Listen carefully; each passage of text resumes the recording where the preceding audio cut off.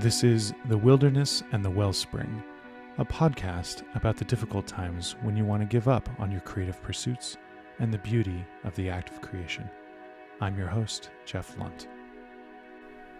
This is episode 14, Legacy. This week I'm rejoined by longtime friend and filmmaker Kyle Gerkin.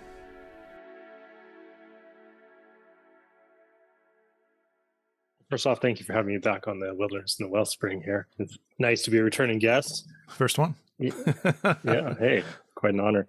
I was noticing something that I don't think I have ever occurred to me just in my regular experience of talking to you in everyday life, but I feel like you have a bit of an NPR-ish tint to your voice on the podcast. So a little bit of a Terry Gross thing going on or something, but it's good. Interesting. Fitting, all right. so. Hey, maybe you missed your calling in radio here. There's always time, I guess, maybe. Yeah.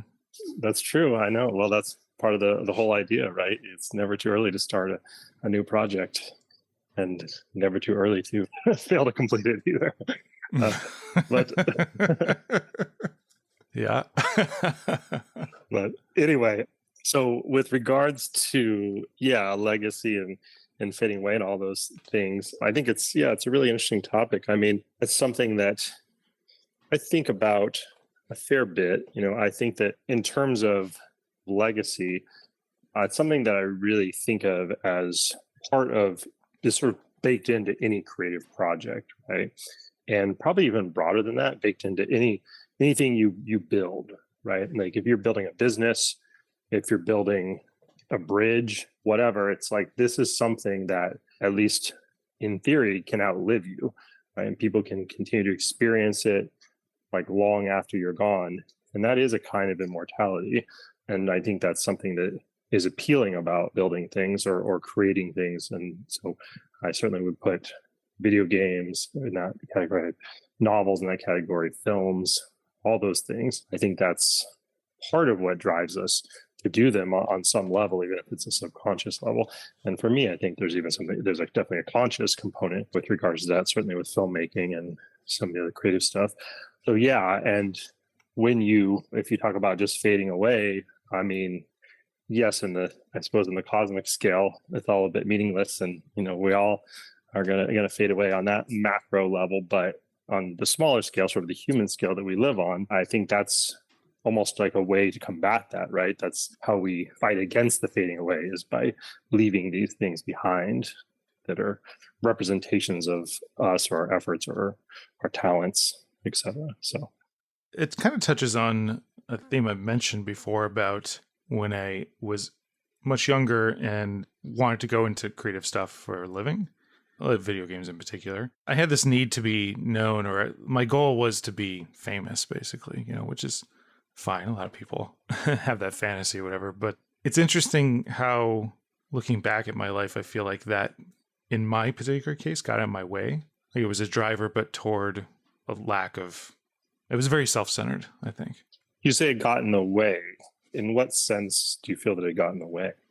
My ego would go to my head. It was all centered on that for me. And so for me, it was a struggle. It got in the way, meaning I think I attached a sense of self-worth too greatly on things. And so this sort of abuse your ego would take and, becoming more sensitive about it or, unconfident or whatever.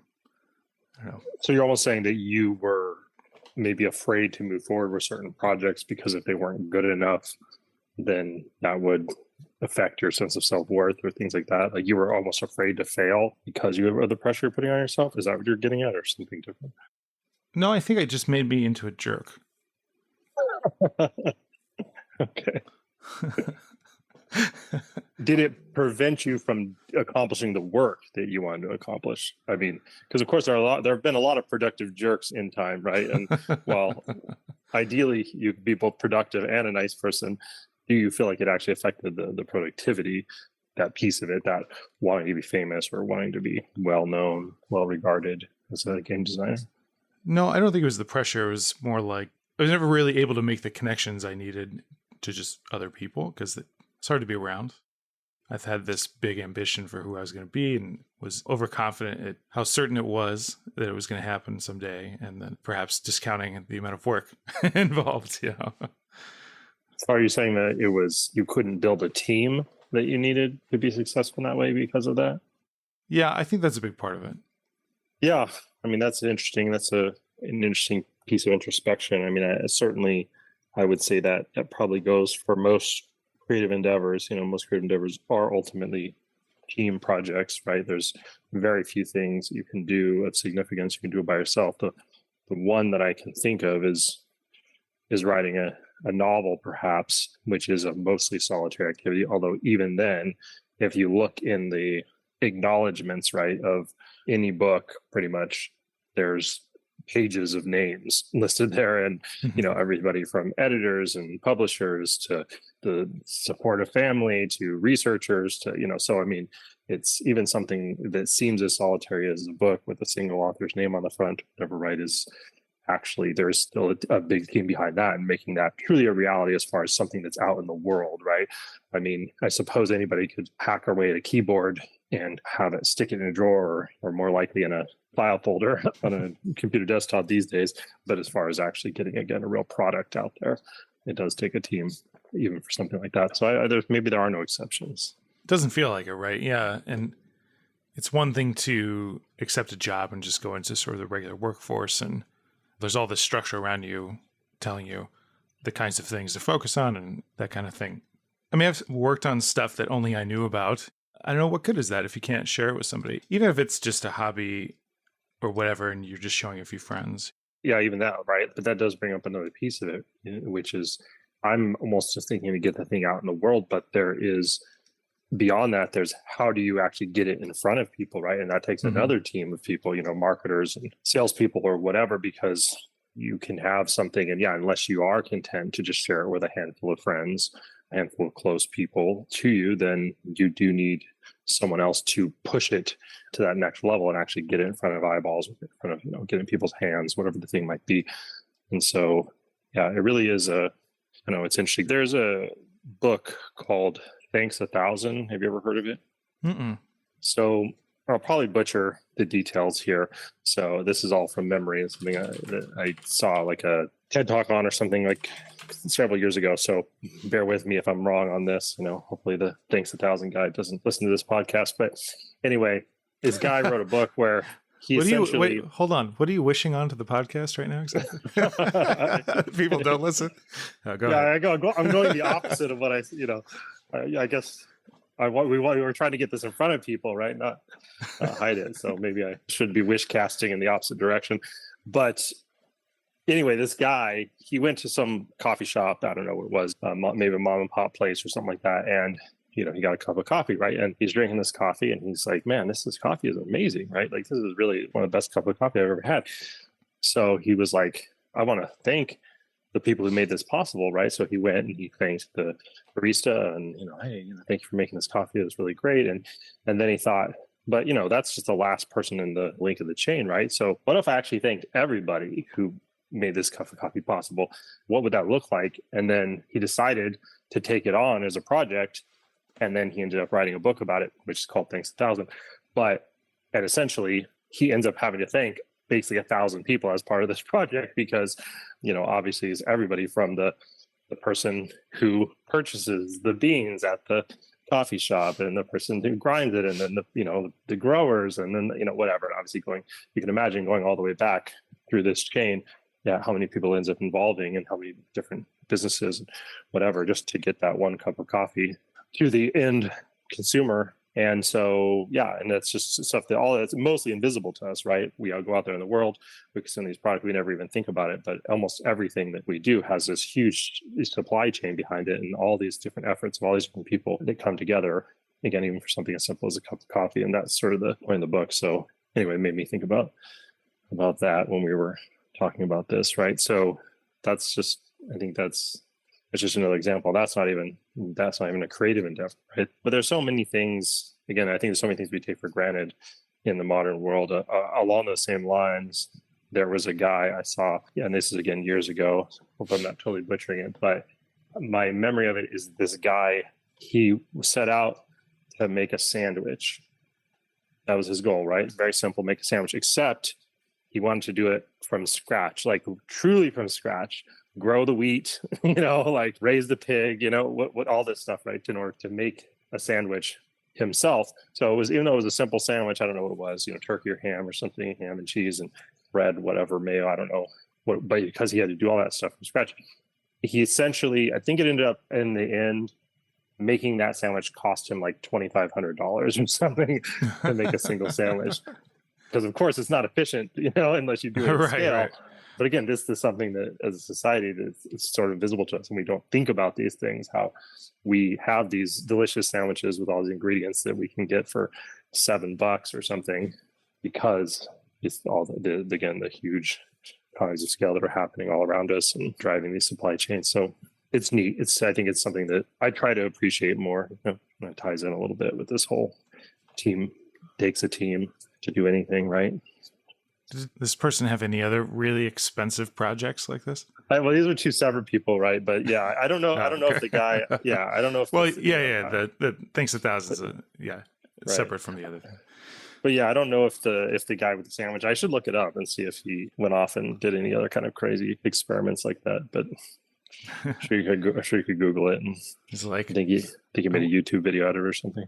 I wonder what it would be like to make my own toilet or something like that. And it turns out like he just has a house full of projects that are just like insanely expensive. He's like the $2,500 sandwich and the $3 million personal sewer system. right. Just turns out it's just like a guy's weird hobby. That's goofy. I'm trying to describe how to kind of go back to the way I interacted with people, like, made it hard to build a team. Like I always wanted to be in charge in a way. I wasn't super open to, a lot of brainstorming or ideas. And, we were all young and I was broke basically, or coming up in the world, I guess, but, still pretty early. And it's not like any of us had any money. So it's not like I could hire people. Yeah, it was just weird. I didn't really know how to do that. I didn't know how to pull people together in a way because I was so focused on what I wanted out of it. I think people were like, there doesn't seem like there's much room here for me. Is that something that you feel you've gotten much better at? For sure. Yeah. Like at work, for example, I mean, I lead a team of engineers and the team is everything. It's really hard to get anything done effectively for any length of time if there aren't trust and relationships and all that stuff. So, yeah. So what is it you think that kind of flipped the switch for you? I mean, I'm sure it wasn't an overnight thing, but what do you think? Was there any particular experience you think that really kind of created the epiphany, or was it just a gradual realization over the series of experiences over time? It was more gradual. I don't remember a specific incident. I do kind of remember feeling like, I can't do this without other people, and I was trying so hard to do it without anybody else, to do it all on my own. I wanted to prove something. So I don't remember exactly when that was. When I realized the things I wanted to accomplish, I couldn't think of other examples or like a single person just had pulled it together. So maybe I should learn to work with other people. Yeah. I mean, I think that what you said about doing it alone or being alone, I mean, that makes me think of another aspect of legacy, which is just the memories that we leave behind with people, right? Because I mean, there's the things we might leave behind and the things that people can interact with, again, whether it be a video game or a film, whatever, but there's also the people that knew you, right? And sort of carry your memory forward. And sure, within a couple of generations, that's gone.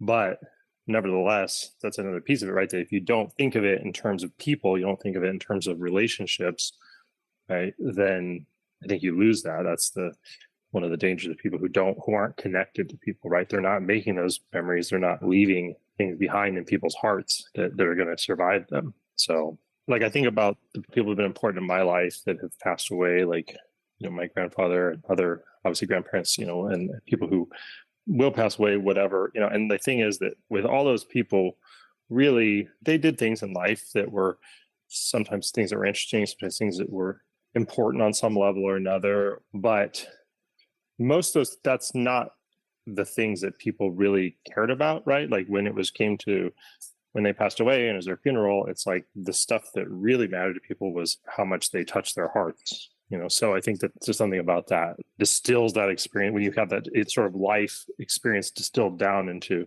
one moment, and you realize the thing that people actually remember, the thing that people hang on to is that, and not so much what you did, right?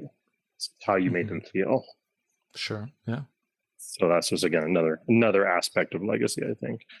Do you think about legacy very often? No, not really. I try to not worry too much about the future.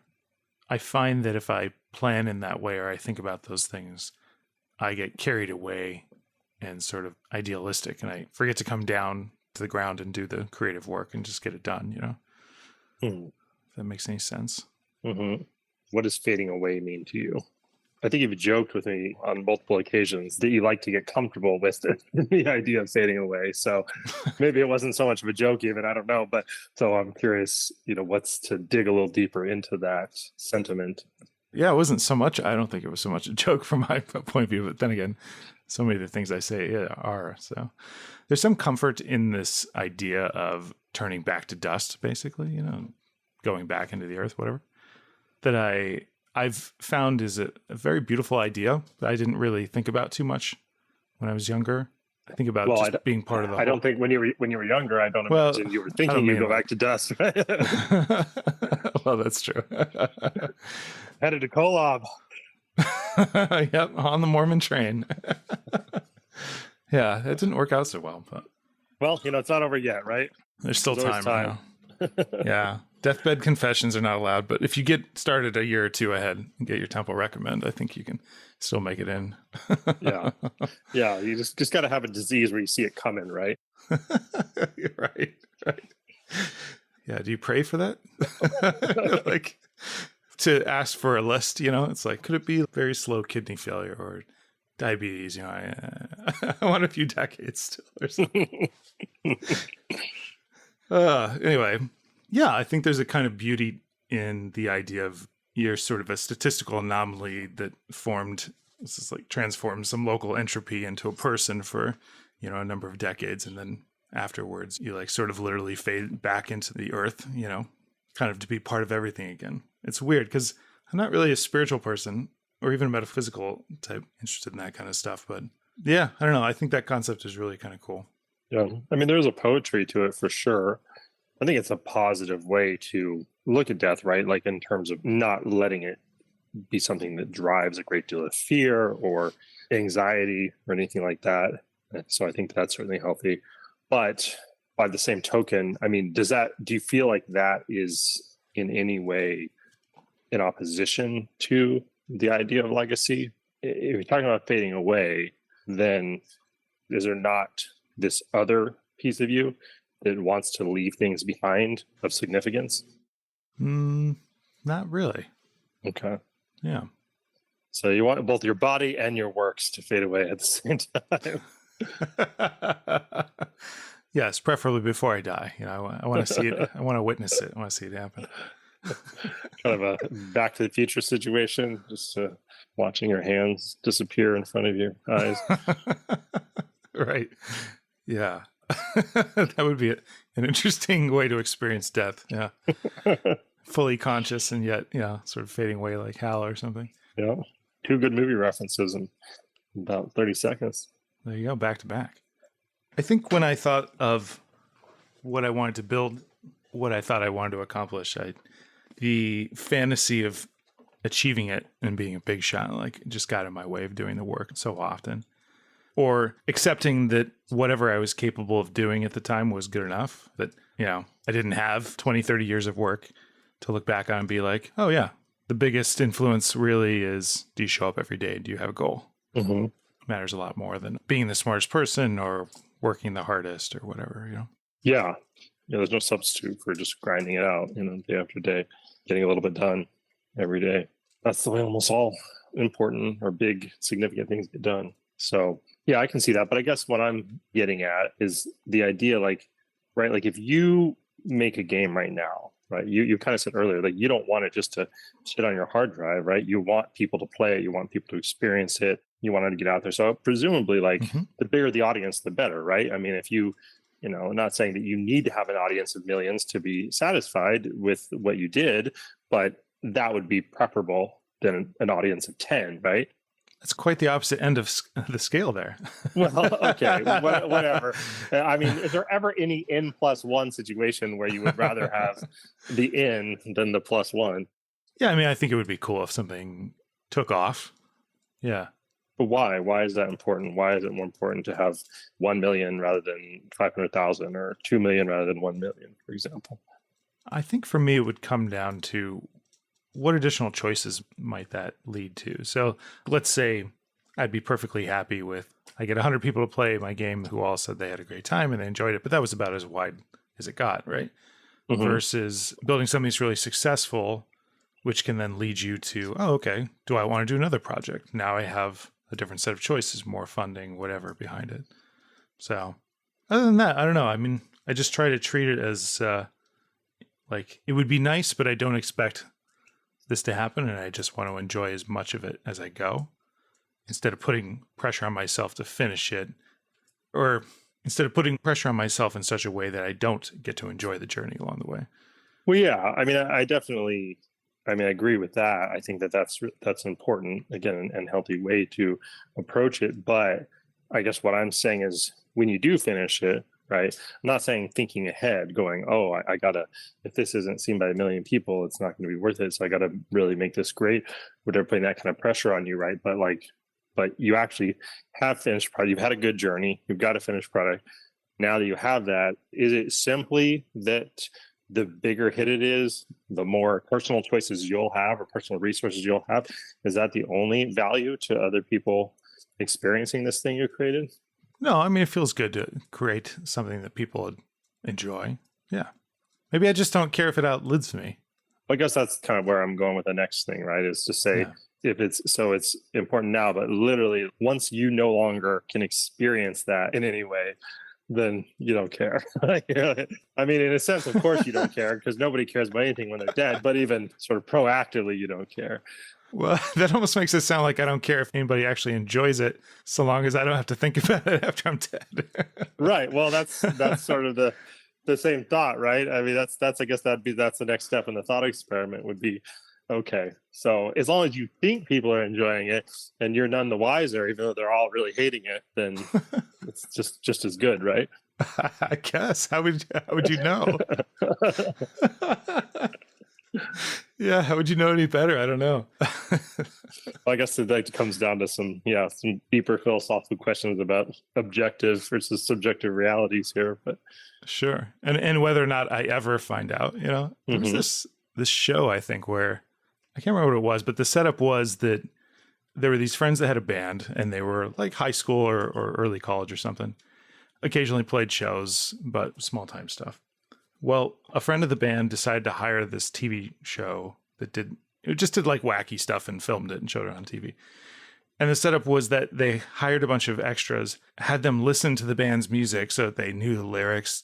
And then a bunch of people were basically paid for the TV show or by the TV show to go to a fake show and just make it look like the band had a bunch of fans. Well, a bunch for them, right? Like 100 people, or, the biggest audience they've ever played to. But then they revealed it after the fact. And the band was like, well, now the memory of how great that felt seems a little tainted, even though a few minutes ago I was able to enjoy it. Well, that starts getting into the whole idea of the experiencing self versus the remembering self, right? Have you kind of heard any of the talk about that, like from a psychological standpoint? Like I think Daniel Kahneman and Amos Tversky like did some early experiments around that. I'm not familiar. Yeah, what is that? Okay. No. So basically the idea is that what do we really value, right? Do we value the experience or do we value the memory? So for example, if you go on a vacation, right, and you have this amazing vacation and everything's wonderful and just a great experience, but then maybe at the end you hit your head or something, get amnesia so you can't remember it at all, versus you have a really bad vacation, but you have this bad experience, but then, I don't know, again, something happens where you hit your head or something such that you actually remember it really fondly and positively. Which of those situations do you prefer? Okay. The lie or never. Okay. Because one, you objectively had a good time, but you don't remember it. You can't remember it. Yeah. What is the value? I mean, there was value obviously in the moment when you were experiencing it, but there's no long-term value, obviously, to like there's essentially that there's two selves. There's the remembering self, which is actually what we experience most of the time, right? Because the experiencing self is only at that one moment in time. The remembering self is the whole rest of your life. And then there's the experiencing self, which is in that moment. So I think a lot of people ultimately really do care more about they value the remembering self more than the experiencing self when it comes down to it. Yeah, it's an interesting way to phrase it. If I were trying to solve it as a math problem, I would say like, how much longer does this person live? You know, if it's at least the length of the trip, so they get to remember it once, it seems like, the remembering self would just have more total joy over time. Yeah. The thing is a remembering self, but then there's the idea that, again, I guess if you're gaming it out as a math problem, it's like, you would think that the actual unit of pleasure or something from the experiencing self would be greater because the time frame is so much longer that right that even if you're getting like let's say you're getting 10 units of pleasure when you're experiencing something and only 1 unit of pleasure from remembering it, but the 1 is times 1,000 and the 10 is just times 1, then you can see how the math works out, right? But I don't know, it's an interesting thought experiment. If you can Google or something, you can see there's a whole bunch of thought experiments along these lines and different ways of viewing that. And a lot of them involve like surgery and having these really painful surgeries, but then not remembering it versus like having like a long painful surgery, but not remembering it, just having a very short painful surgery, but remembering it. So again, same kind of idea. It's like, which would you pick? Suffer through 12 hours of torture, but you're not going to remember it, or you have to go through 15 minutes of excruciating pain and remember it in vivid detail. And this is going to, scar me for life, I guess. It sounds like either way. I guess I'd rather forget. Let's say your physical well-being at the end of it is basically fine in a way. You're not, you don't have any permanent damage, but the pain in the moment was quite intense. Yeah, right. I mean, that's which is kind of weird that that's what we would choose, but yet that is, I think, what most people would choose. So, do you think if it was an emergency surgery and it was like you have to make a decision now, do you think you'd choose the same thing, or you think you would take the 15 minutes of pain? Well, that's right. That's the other thing, is that it depends where you are. Right, exactly. If you're already on the other side of it, it's a lot easier to say, no, I'll just not remember it. But going into it, it would be a little tougher. I like the idea of talking about sort of remembering, right? Like the idea that one way of coping with the fear of death is to realize you go to sleep every night. Hopefully eventually become unconscious, that's and get some sleep, but you go into that without any fear that you aren't going to wake up. Mm-hmm. Yeah. And so like, what's the difference between that and just accepting that like, at some point it's just, the game will be over. Yeah. At some point you won't wake up. Yeah. Yeah. It is an odd thing. I mean, sleep in general is, I think, a very strange phenomenon when you really think about it. I mean, we all just take it for granted because everyone around you is doing it all the time, including yourself. But when you actually start thinking about it in detail, it's just kind of a bizarre behavior, that you're just completely inert and unconscious for half your day. Well, not quite half your day, but depending on how heavy a sleeper you are. But and that your brain is doing all these weird things in that time and having all these like confabulations. And it's quite strange. You're defenseless against predators. Yeah. It's like, it doesn't make intuitive sense why any creature would sort of evolve that as a good thing. Yeah, I believe that every creature with a nervous system sleeps in some way or another. I think I read that. So it obviously is important in some way. I think a lot of it obviously has to do with repair of muscles and other vital organs and things like that. How your body is able to, it's almost like going into a like stasis, regenerative stasis or something. So that seems to be the primary benefit of it, I guess. But I don't know. Now getting pretty out of my depth here. It was just because I've Wikipedia'd, so maybe not too valuable to say there. But other than it does strike you as strange. And like to your point, I mean, there certainly are people I think that have anxiety about not waking up, and again, not even just people who are sick, right? But people who just have high anxiety, period. And there is something fearful about closing their eyes and not being sure if they're going to wake up the next day. Most of us obviously just go about it and don't give it too much extra thought. But there's certainly, I'm sure there are millions of people that have pretty deep anxiety about it. Mm-hmm. I mean, when I had my wisdom teeth out, and they're like, there's 2 ways to do this, local anesthesia or general anesthesia? I said, general anesthesia, definitely knock me out. He's like, well, we have to get you to sign these forms to say that things happen and sometimes people die. And I'm like, while he's halfway through the sentence, you're signing the forms. yeah, exactly. I'm just like, yeah. I've been through surgery before. I understand. Just give me the papers, basically.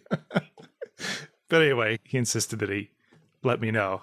And I'm like, what's the problem? You know, I've convinced other people that need to have their wisdom teeth out to do the same thing for the same reason. And they're like, well, wait, you could die? I'm like, yeah, but so what? And they're like, you could die. And I'm like, yeah, but you won't know. Was it actually general, or was it the anesthesia where you can still respond to commands and things like that, where you don't have any memory of it, right? It's totally, but there's still, it's almost like you're in a hypnotic state, you know, like, because they can still talk to you, can still respond. They say, hey, turn your head to the left, turn your head to the right, that kind of thing. That's what I had when I had a tooth extraction. It wasn't my wisdom teeth. I don't know what I did for wisdom teeth. I think it was similar though. I don't think it was general in either case. It was something, it was that next level down where, again, you have no memory of it. You're not conscious of the experience, but there's some part of you that's still obviously conscious or active because you can do it. Whereas like when you're truly under general, like you can't, don't they even have to breathe for you when you're under general? Because I have been under general once for my vasectomy reversal. Well, I guess I don't know, actually. Yeah. I don't know if that was just the other option or whatever, but I doubt it was. It would surprise me if it was truly general, because I think general is like a very serious thing that they only put you under, I think, for things where they really truly can't have you awake at all. I don't think that wisdom teeth is generally serious enough for that, but I could be wrong. Gotcha. Or maybe your doctor's a madman. I mean, who knows? He's running an anesthesia ring or something. Underpaid anesthesiologists are like, come on, I need some patience or something. Anesthesiologist with a bad coke habit. I don't know. Yeah, I don't know. Yeah, it'd have to be a pretty bad coke habit. Anesthesiologists make good money. Exactly. I mean, all I can say is I was perfectly fine with the risk because it sounded like, okay, so I have a lot of trauma actually around dentists.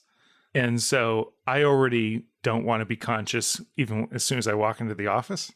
I'm like, just do what you need to do. But just have Paula give you a really hard slap when you walk in the door. Yeah, let's not give her any ideas. Yeah. But not any door, just the dentist's office. Yeah. But anyway, I don't know, the idea, and I had also just been through a root canal just a few weeks before this.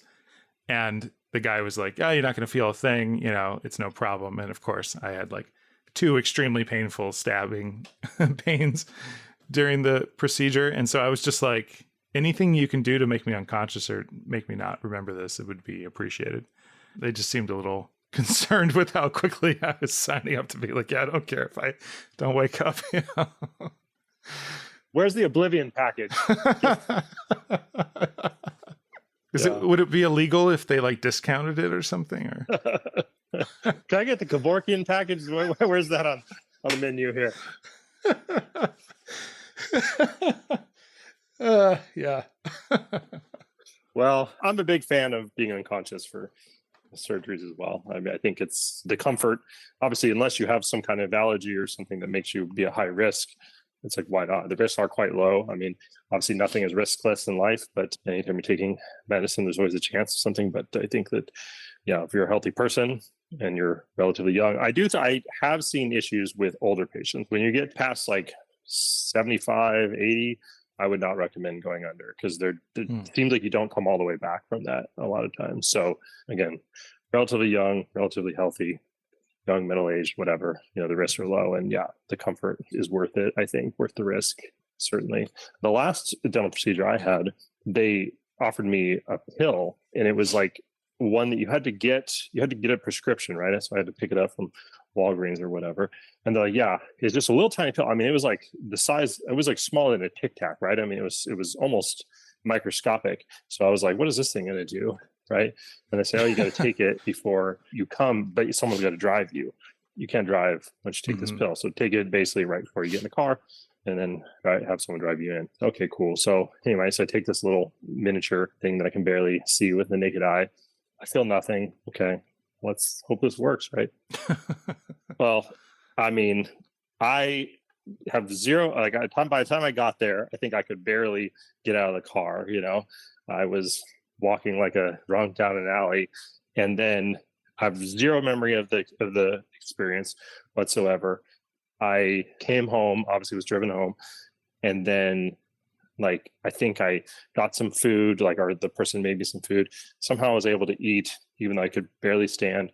And I went and laid down in the bed. It was just like I closed my eyes and I opened them, and it was like 6 hours later. It was like that. It Wow. was some pretty strong stuff. I don't know what it was exactly. I mean, I'm sure I could, like, go back and find the prescription if I really cared. But yeah, but it's amazing what a tiny little pill can do. These chemical reactions or whatever. But yeah, but I mean, again, it was a very pleasant experience from the standpoint of being at the dentist or having the procedure, the surgical procedure. So.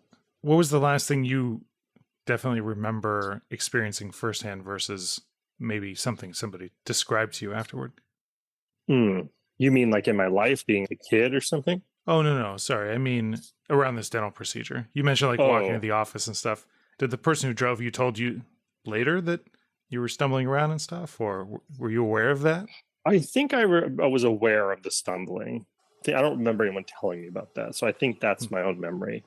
But that's another tricky thing, right? What do you remember? Or the things that you remember, are you actually remembering it, or are you remembering the story, or or are you even remembering not just the story someone else told you, but remembering the story that you've told about it, And it's like a copy of a copy of a copy. But yeah. So, but I'm pretty sure that's about it. I don't really remember. I definitely don't remember anything in the chair.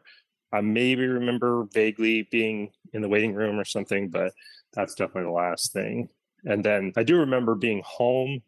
I don't remember driving home, but I remember being home, and I remember eating, and then I remember crashing in the bed and then waking up. That's it. So, yeah. It's interesting how our mind doesn't fill our memory with just like empty space, pages intentionally left blank kind of thing. It's just once you go unconscious and then come back, it's like just a cut in a movie. Right. Yeah, it's weird. I mean, I think that's for the best, right? Wouldn't it be weird if you just had to, every day you thought you were like thinking back to your day, and you're like, oh, wait, here's the 56 blank pages. And oh yeah, that's me going to bed. I'm just like turning over a few times. It'll be very exciting. The mind's a good editor, right? You don't show someone driving all the way from their house to their friend's house in the movies. Although it's funny, if you look at some older movies, they really did have a lot of like really long driving shots sometimes. It's like, it didn't occur to anyone. You could just have a guy get in his car and then cut, and then have him like pulling up to the place. You didn't have to show him actually driving. Like, we'll figure it out. But travel by map, yeah. That's the best, the best way to do it. Yeah. Yeah, that's a classic. Indiana Jones. I was going to ask you about that. I was pretty sure that Indiana Jones was the first movie that did that, or it was like the one that's known for having done it. Is that the case as far as you know, or is that just something I picked up randomly? Well, I don't know, but if I were to guess, I would be shocked if that wasn't something that Lucas and Spielberg stole from like the serials that Indiana Jones was based on or inspired by, right? Sure, Especially because those were done, I think, pretty cheaply. And so that's obviously a very cheap way to represent travel. That would be my guess if we Googled it, but I don't know for sure off the top of my head. But yeah, I think it's the first one that sticks in my memory as far as me remembering seeing it for the first time. I would be very, very surprised if they invented that trope. But there was a recent Muppet movie that made a reference to traveling by map. And it was this joke. Then Paula and I wound up talking about what movie invented that. And I think she thought it was from that. And I was like, oh no, it's an Indiana Jones thing, isn't it? And by the end, I was just like, I have no idea who's right, or if either of us are right. And then rather than just Googling it, you decided you'd just not know. I don't know. Maybe I did. And then I took some kind of mind-altering drug and forgot the whole thing. maybe I took a month off work and did this huge research project, and the pages are gone. Yeah. It's very possible. How would you ever know, right? Yeah, I don't know. What interval of time do you think you would not notice? Like, I still work from home, which I like, but many of my days are very, very, very similar, How long would the glitch in the Matrix have to be noticeable before I would actually see it? Yeah, well, that's like one of the symptoms or indicators that you've been abducted by aliens, is missing time. Some of the things that Alien abductees report.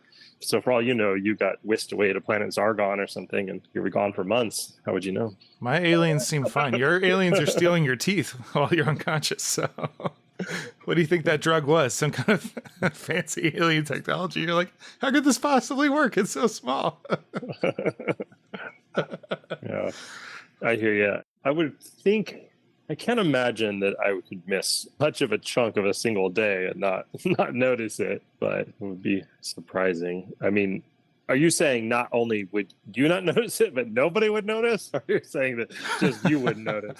Maybe the interval that gets cut out is just like an unremarkable day. Mm-hmm. It's like just like your working hours. So when you're down in your basement or something, so then Paula doesn't notice because then it just is when you're back for dinner or something. Right. Well, now we're sort of getting into that show, Severance. Have you seen that? Right. Oh, yeah. Severance is great. Looking forward to them coming back, but yeah. Oh, yeah. I hope the season's done. I hope the strike isn't delaying that, but I don't know. I would think they would have finished shooting it by now, but I'm not sure what the shooting schedule was. But even then, I mean, if it's not finished edited or whatever, I still don't think they can. Well, I don't know. I don't think they can edit anything because I think usually the creators who are part of the Writers Guild, I'm sure, would have to be working on the edit too. So, and improving it. So, so I'm sure all that work is halted. We'll just have to wait. Yeah. Well, anyway, so no, that is very Severance-like. Well, again, hopefully your colleagues at work would notice. After a couple of days. Maybe. We'll see. It just depends on how many meetings I have. I guess. I don't know. I don't know about this team you talked about building earlier. It doesn't seem like it's very strong if they're not even noticing you're gone. or maybe that's how strong it is. You got the team going full tilt, and they don't even need you anymore. That's right. I combine the team building with the fading away. It's one and the same, right? Bring it all full circle. If I can completely erase my memory from everybody, say in HR and payroll, and still get my paycheck, and they just sort of never notice somehow. That brings up another hypothetical. You're on your deathbed, right? Cool. You're already excited. You're in the final seconds here, right? You got maybe 30 seconds of consciousness left to go. Okay? There's a button next to the bed. You can press this button before you pass away, and it will erase everyone's memory on Earth of you. Like they'll never have any memory that you were ever even alive. Or you can just not press it and let things take their course as normal. I mean, how committed are you to this fading away is what I'm trying to get at. I don't have to relive the consequences, right? This isn't like It's a Wonderful Life where No. Okay. I wish I was never born. You're like, right. No, you're gone. I mean, you're within seconds of pressing this button, you're checked out. So, well, I probably wouldn't press the button, but not for the reason you might think. The most random thing, right? When you said 30 seconds, almost every time I hear the phrase 30 seconds, I think of this video clip from some video game. I don't remember what it was, but it was these guys like paratroopers. It was like a military game, and they were about to jump out the back of the plane and go into the battle zone or whatever. And there's this thing before the door opens to let them jump out. They count it down, and they say 30 seconds. And then everybody says 30 seconds. So I would die before I stopped replaying that stupid memory I've replayed a million times.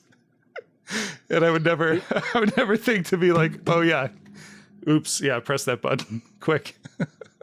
So you just absentmindedly wouldn't press the button. Exactly. Okay. But you have no personal real feelings about whether the button gets pressed or not. It's just as well for you either way. I suppose so. Now, if we're talking 90 seconds, then you're smashing that button, right?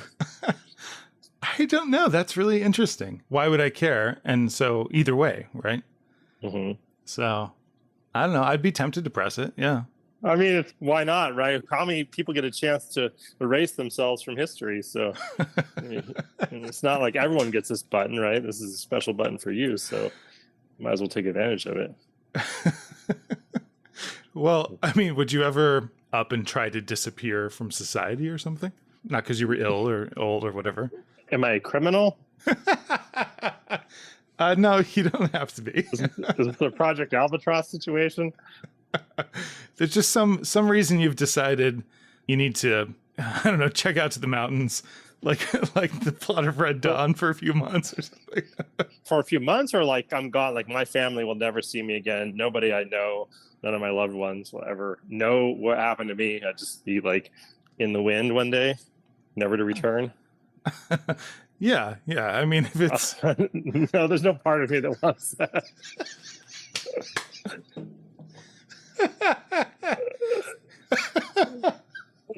There's a part of me that fantasizes about abandoning my family and all the people that have ever loved me, strangely enough.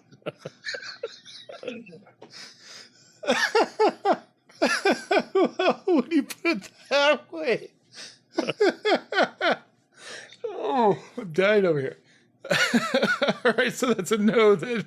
I'm going to take a pass on that one. But I mean, I could see somebody maybe with a particularly dismal situation why that would be appealing. But fortunately, I have a fairly happy life, so I will not be taking up on the Project Albatross disappearance. Fair enough. Bond broken. Yeah, I know. Well, I think obviously when we did joke about that, years ago, obviously my personal situation was less happy, but still was a joke. Even back then. Oh, okay. I'm starting to realize how many things that we joke about. I was joking, and you this whole time. And you thought we were having a moment of real connection. Yeah. Well, the fake adoration goes back to your earlier example as well. Like, would you rather, remember something positive that was a lie, or forget the pain? That's about the reaction I got when I asked somebody else a similar question. Like, would you ever, move far out of town, and just kind of like live almost in the wilderness or like on the edge of a national park or something? Generally speaking, away from people. Like maybe you're in near a small town, you can get groceries or whatever. You're not like totally surviving off the land necessarily, but you might see one or two people in a week. So the friend I asked was just like, what? No, like I like my friends too much. I was like, okay. Seems perfectly logical, but I think that kind of thing is appealing for a very short time, right? I think it's like especially if you're having a very stressful time and there's a lot going on, and sort of inundated with different things. It's like, man, just to get away and not have to deal with people, not have to, that's like, I mean, I get the appeal of it, but again, after like a week or two, I think I'd be going crazy.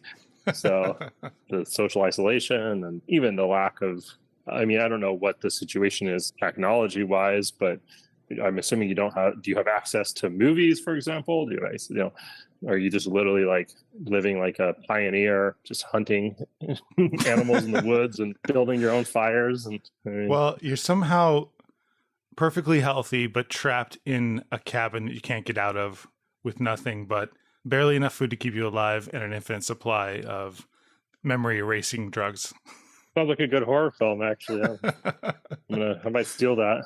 Yeah. How many days? It's like a weird Groundhog Day, like how many days do you take the drug and how many do you choose to remember? And do you wind up on one side or the other? You're just like, no, I never want the drug again, or you never want to remember again. It almost sounds like a Black Mirror episode. Yeah. Well, there's my chance. Write that episode, yeah. All right. I'll give you a credit if I end up writing it. That would be awesome. Inspired by Jeff Lunt. You use your real name on this blog, right? I didn't just dox you. Yeah, I do. Okay. Thanks for emphasizing that it was my real name in case anybody was curious. Wondering if some listings are, Jeffrey Lunt. Born on January 7th. Who lives at shout out your address if I even knew it. Well, there's a reason you don't know my address. Yeah. Even like the house that I went to and visited, that was just like a fake house that you staged specifically for that purpose. So I wouldn't know where you really live. Yeah, that's why when I picked you up from the airport, I put that bag over your head and told you to stay quiet. Yeah. I thought it was just some kind of weird fetish thing, but I mean, I was just like, go with it, I guess. These guys let me stay at his house. I have room to complain. But beggars can't be choosers, But yeah, free lodging Yeah. Is that valuable Free, to you? quote unquote free. Yeah. I thought it was going to be an air mattress free. situation, but then for a surprise. Yeah. So it's odd that when you think about it, though, how many people's addresses do you actually even know, right? Because why would you? Like, because you don't write them letters, right? And there's no, nowadays, obviously, everyone, you just think of somebody in terms of their, you don't even think of them in terms of their phone number, right? You just think of them in terms of their contact in your phone or their email address in your address book. And that's basically it, right? There's even people like my dad, like I have no idea what his address is. Like I couldn't, like, if you put a gun to my head, like I would blow your brains out. If you don't tell me your dad's address right now, I could not tell you. I can kind of like maybe come up with a couple of parts of it, but I don't think I could get the exact numbers or whatever, just because, I mean, it's not the house I grew up in, which I don't know if I can remember that anymore, but yeah, but it's just like, I know how to get there, right? I can drive there, but I don't know the exact numbers because I don't need to, right? Mm-hmm. I know what it looks like. I know how to get there. Again, I'm not sending him mail. So, but again, I assume that's another thing that's changed, right? Just because people used to write letters, I assume people had a much better sense of people's addresses. I even remember having certain phone numbers memorized before it was easy to get a phone that stored numbers. Right. Yeah, for sure. Everyone you called on a regular basis, you had their number memorized. Yeah, of course, that's kind of the wayside. Yeah, along those lines, I can't remember. I don't know if it was a reference in a show or sorry, a reference I made, but something came up recently where it was a reference to a phone book, and my son Ryder, who's 8, was like, "What's a phone book?" And it's like, "Oh yeah, how would he know?" So I had to explain to him. There was once upon a time in the distant past when everyone in the whole town's name was in one book, and they delivered it to everybody for free. Right. Which created this great industry called spam and robocalls and stuff.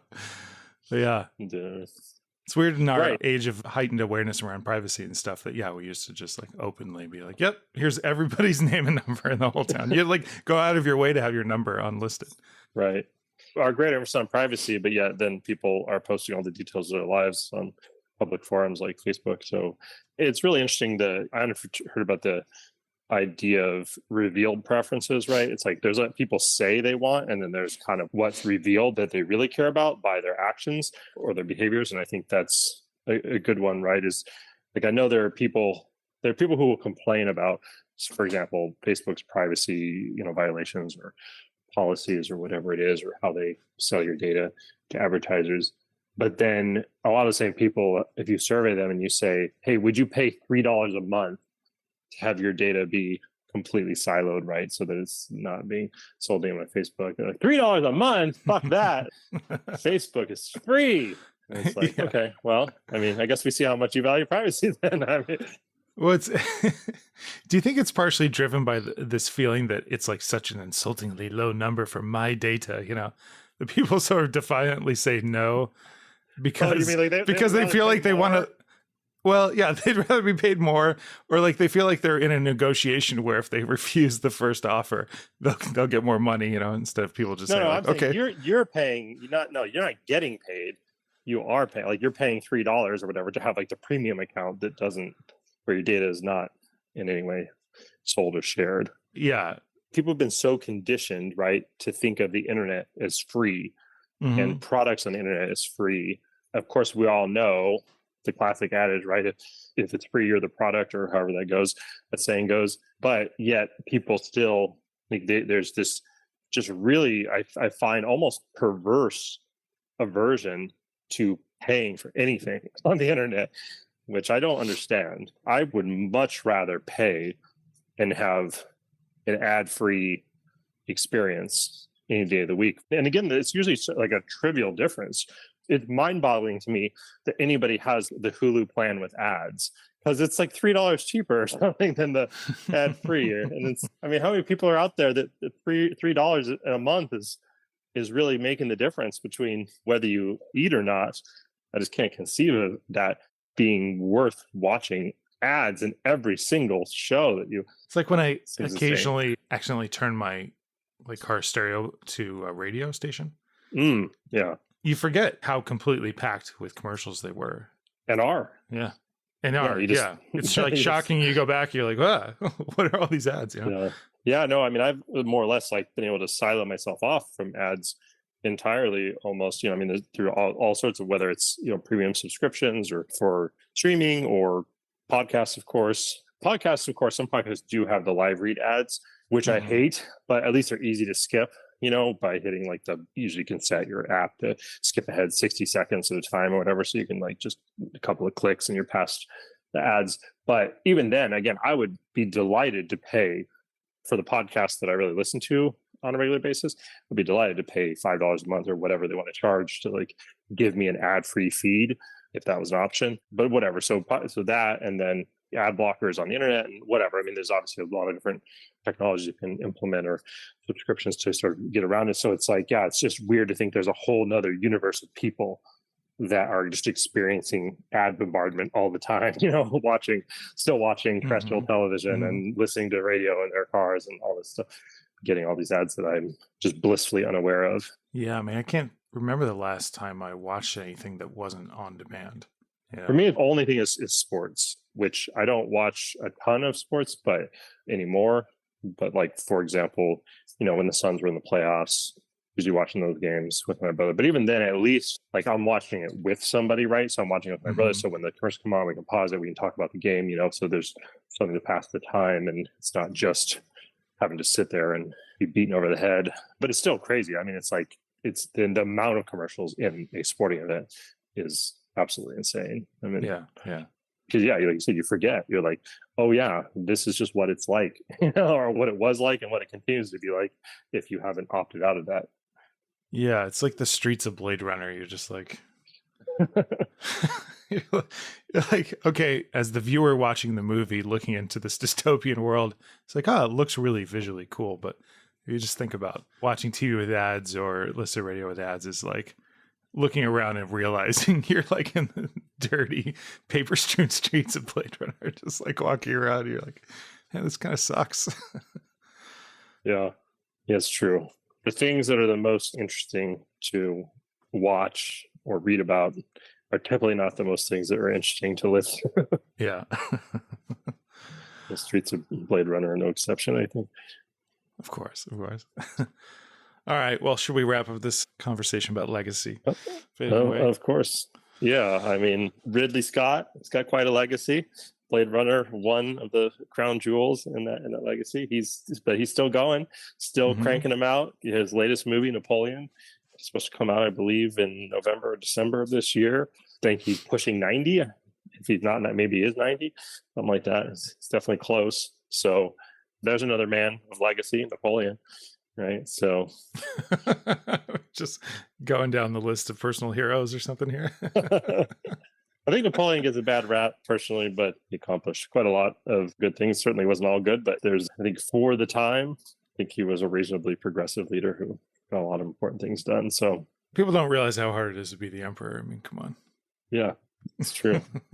All right, man. I mean, from my deep experience of being an emperor, I can say I relate to Napoleon in a very personal way. But okay, well, anyway, so everybody, hope you enjoyed the episode, and go out there, be a Ridley Scott, be a Napoleon, be a Jeff Lunch, be whatever, just be whatever you want to be. Hopefully you can make your own legacies, or you can fade away, your choice. That's right. And just embrace the pointlessness of everything we ever try to do. It's okay. It never mattered in the first place. All right, man. I'll catch you later. All right. Take care. This has been the Wilderness and the Wellspring podcast. You can find me on the service previously known as Twitter under the username @JeffLuntGames. You can also find me on Substack at wildernessandwellspring.substack.com. I want to thank you again for listening, and I'll see you next time.